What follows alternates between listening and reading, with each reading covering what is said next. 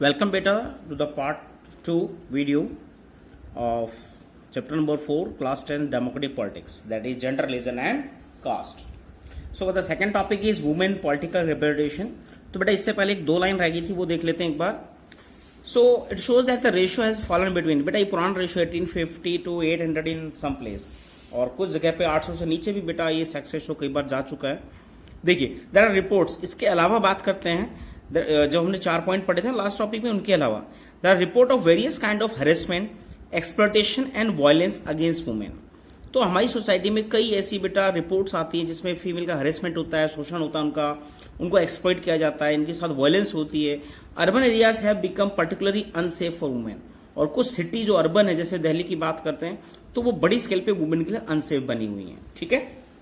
Then they are not safe even with in their own home for beating, harassment and other form of domestic violence. Even बहुत सी women बेटा अपने घर पर भी safe नहीं, घर पे उनको मारा जाता है, हरेसमेंट होता है या उनके साथ डोमेस्टिक वायलेंस होती है. चलिए अब आते हैं वुमेन्स पॉलिटिकल रिप्रेजेंटेशन. अगर हम बात करते हैं पॉलिटिक्स में कहीं ना कहीं वुमेन डिस्क्रिमिनेशन ये चीजें आई और इनकी लड़ाई लड़ी और उन्हें कहीं ना कहीं कुछ राइट्स या एक्ट्स बनवाए, राइट. तो उससे बड़ा बदलाव आया. तो हम बात करते हैं वुमेन का आज पॉलिटिक्स में या पॉलिटिकल सोसाइटी में कैसे उनका रिप्रेजेंटेशन रहा है. तो इसमें थोड़ी सी हिस्ट्री पढ़ेंगे हम. डाटाबेस है छोटा सा, कई बार ये 3 मार्क्स में क्वेश्चन भी आता है. देखिए all this is well known yet issue related to women well being और otherwise are not given adequate attention. तो लंबे टाइम से, इवन फ्रीडम से पहले नहीं, फ्रीडम के बाद भी बेटा इंडिया में इसको एक अच्छे से पॉलिटिक्स पार्टीज ने या हमारे पॉलिटिकल लीडर्स ने इसको अच्छे से अटेंड नहीं किया इस समस्या को. This has led many feminist and women's movement to conclusion that unless women control power their problem will not got adequate attention. तो इसी साथ साथ बेटा बहुत से फेमिनिस्ट मूवमेंट हुए, वुमेन सपोर्टर आए बेटा, जिसमें मेल फीमेल सभी थे. तो उन्होंने एक बड़ा सॉल्यूशन दिया कि जब तक फीमेल कहीं ना कहीं उनके हाथ में पावर नहीं आएगी, जब तक वो पॉलिटिकल लीडर नहीं बनेगी या पॉलिटिक्स में नहीं आएगी, तब तक इसको एडुकेट अटेंशन दी भी नहीं जाएगी. क्योंकि सरकार में जब वुमेन होगी तो वुमेन के लिए कहीं ना कहीं वो भला कर सकती है, उनके लिए कुछ रूल बना सकती है.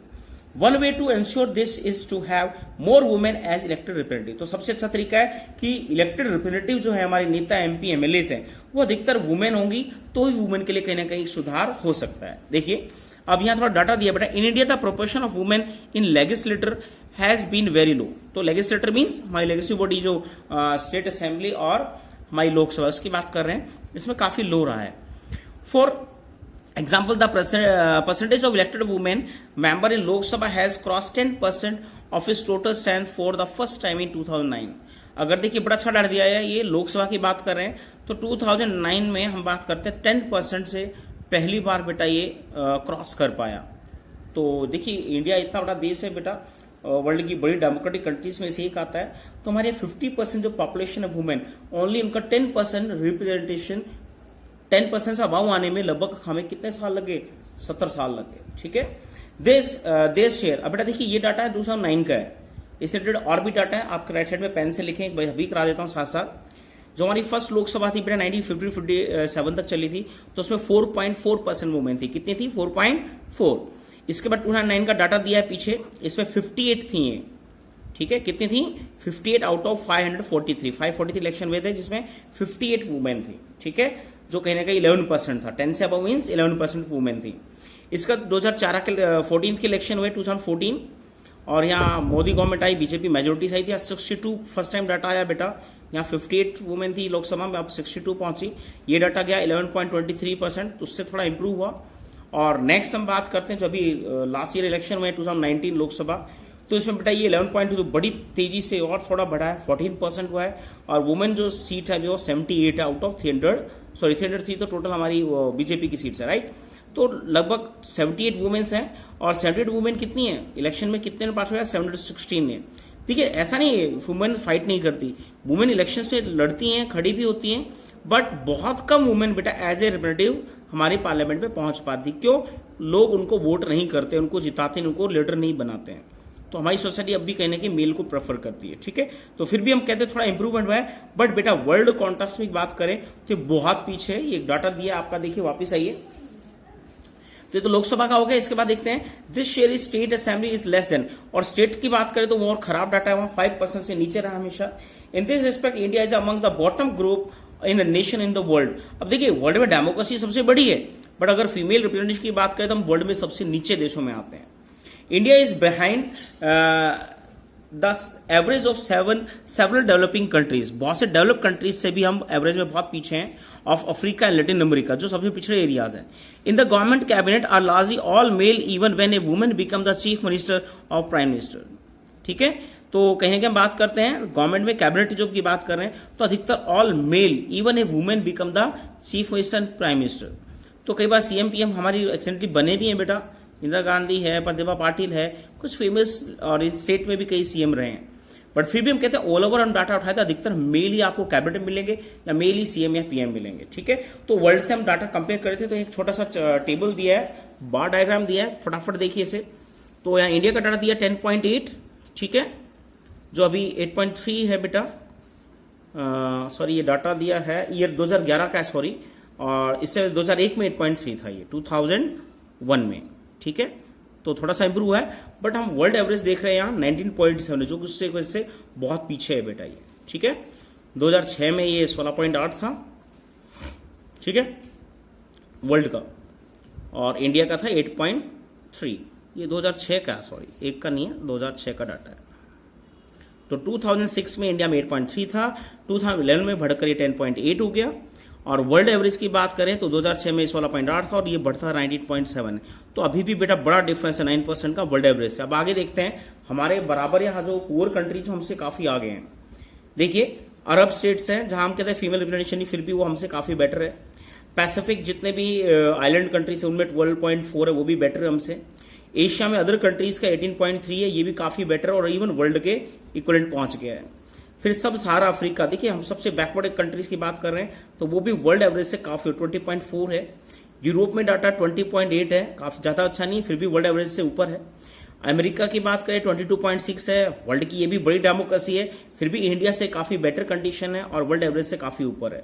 ठीक है, और लास्ट में बात करते हैं जो एक आपका क्वेश्चन बनता है इंपॉर्टेंट बेटा, that is Nordic countries. Please इसको नोट कर लेना. नॉर्डिक कंट्रीज हमने पीछे स्कैंडिनेवियन कंट्री पढ़े थे 3, याद है? फटाफट देखिए नीचे मैंने इनको बना रखा है 5 को. स्कैंडिनेवियन कंट्री हमने पढ़े थे पीछे 3 जो फीमेल रिप्रेजेंटेशन में काफी आगे हैं, फीमेल इक्वलिटी में बहुत आगे हैं, स्वीडन, नॉर्वे और फिनलैंड. अब इन्हीं में 2 कंट्री जोड़ दिए, आइसलैंड और डेनमार्क. ठीक है, डेनमार्क छोटा सा इन्हीं के नीचे या इंग्लैंड के साथ ही छोटा कंट्री है मेनलैंड में, यूरोप में, और आइसलैंड ऊपर एक आइलैंड है बेटा ग्रीनलैंड और यूके के बीच में. इन दोनों को जोड़ दे तो 5 का ग्रुप क्या कहलाएगा? Nordic country. क्या कहलाएगा? Nordic country. और नॉर्डिक कंट्री का एवरेज देखिए, आपको वर्ल्ड एवरेज की बात करें, अदर कंटिनेंट की बात करें, इससे काफी बेटर है. 42% है. 2006 में 40% था, अब ये 42 है. तो वर्ल्ड में सबसे आगे बेटा ये कंट्री है जहां पे फीमेल रिप्रेजेंटेशन सबसे आगे 42%, यानी 50% 42, तो सबसे बेस्ट कंडीशन है. ठीक है, नीचे इनके बारे में लाइन दी है. OSCE, organisation of security and cooperation Europe, member countries excluding Nordic countries. ठीक है, तो ये यूरोप के कंट्रीज है बेटा, स्टार लगा रखा है यूरोप में, तो इसमें नॉर्डिक कंट्रीज इंक्लूड नहीं है. ओनली इसके इनके अलावा, इन सब के अलावा, इन 5 के अलावा बाकी कंट्रीज को काउंट किया है. इसका मतलब समझ में आ गया? चलिए अब चलते हैं आगे. One way to solve this problem is make it legally binding to have a fair proportion of women in elected bodies. अब देखिए इसका तरीका बताया है. जो मैंने पीछे पढ़ा है बेटा, स्टेट में 5% है, और अगर हम सेंटर की बात करें लोकसभा की तो अब वहां 14% पहुंचा, जो अब तक का सबसे ग्रेटेस्ट नंबर है परसेंटेज में वुमेन का. अगर इसको हमें सॉल्व करना है इस मैटर को, तो सबसे पहला तरीका है लीगली. हम कानून बना दें ऐसा, राइट? जैसे एग्जाम्पल दिया है, दिस इज द पंचायती राज है डन. पंचायत सिस्टम में ऐसा हो चुका है. 1/3 सीट्स, ये 1 वर्ड में आता है, सिंपल अच्छा क्वेश्चन है बेटा, 9th में पढ़ चुके हैं इसे. तो 1/3 सीट्स कहीं ना कहीं लोकल गवर्नमेंट में, पंचायत या म्यूनिसिपलिटी, सिटीज म्यूनिसिपलिटीज में रिजर्व है वुमेन के लिए. ठीक है, now there are more than 10 lakh elected women representatives in rural and urban local bodies. तो हमारी म्यूनिसिपलिटी, पंचायत में टोटल मिलाए हम तो 10 लाख बेटा वुमेन रिप्रेजेंटेटिव्स है. काफी अच्छा डाटा है.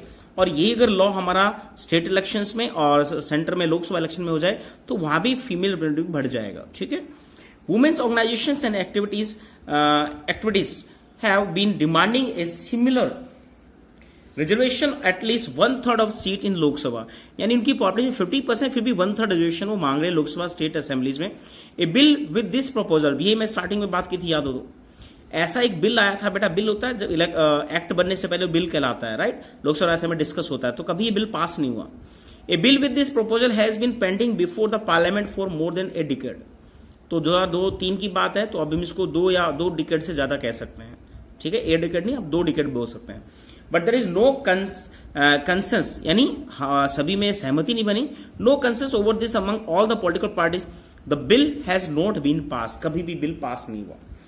Gender division is an example that some form of social division need to be express in politics. तो जेंडर डिवीजन एक ऐसा बेटा हम कैसे सोशल डिवीजन का कॉज है जिसको हमें पॉलिटिक्स में एक्सप्रेस करना होगा और इसी से इसका सॉल्यूशन निकलेगा। This also shows that the disadvantage group do benefit when social division become a political issue. तो हम सीधी सी बात करें, अगर डिसएडवांटेज कोई ग्रुप है, डिसएडवांटेज कोई भी ग्रुप है, वो मेल फीमेल की नहीं, किसी भी बेसिस पे, तो उसको बेनिफिट मिल सकता है अगर वो पॉलिटिकल इशू की तरह रेज हो, सोशल डिवीजन पॉलिटिकल इशू में रेज हो। Do you think the women could have made the gains we noted about if their unequal treatment was not raise in the political domain? तो आपको लगता है क्या अगर इनको पॉलिटिक्स में रेज नहीं किया जाए, क्या उनको ये अच्छा ट्रीटमेंट मिल पाएगा, उनका सोल्यूशन हो पाएगा, वो गेन मिल पाएगा? मुझे भी नहीं लगता और शायद आपको भी नहीं लगेगा, ठीक है। लास्ट में इस टॉपिक को यहीं ओवर करते हैं बेटा। नीचे कार्टून दिया, उसके साथ कई बार ये कार्टून आता भी है, ये पार्लियामेंट के ऊपर डायलॉग दिया, कुछ नेता खड़े हैं बेटा पार्लियामेंट में, don't worry we will find a way for you, हम आपके रास्ता निकालेंगे, यानी पार्लियामेंट में आने के लिए एमपी के रूप में, ठीक है। नीचे आपको गेट दिख रहे हैं, पार्लियामेंट के कई गेट्स हैं, उनमें कई मोटे मोटे नेता बैठा रखे हैं, टांग वांग फैला के, देखो ये टांग लगा के फैला के बैठा है, और यहाँ एक वुमेन खड़ी है वुमेन बिल का बैनर लिए। ये कार्टून शो करता है कि वुमेन बिल 10 साल से बेटा रेगुलर डिस्कस हो रहा था, कभी भी पास नहीं हुआ, और अभी हम बात करते हैं 2020 आते आते बेटा इसको 2 डिकेड से ज्यादा टाइम जा चुका है, फिर आज भी ये बिल कभी पास नहीं हुआ है, ठीक है। सो इसको यहीं ओवर करते हैं बेटा, मिलते हैं नेक्स्ट टॉपिक में जिसमें हम रिलीजन के बारे में पढ़ेंगे, ठीक है। Thank you.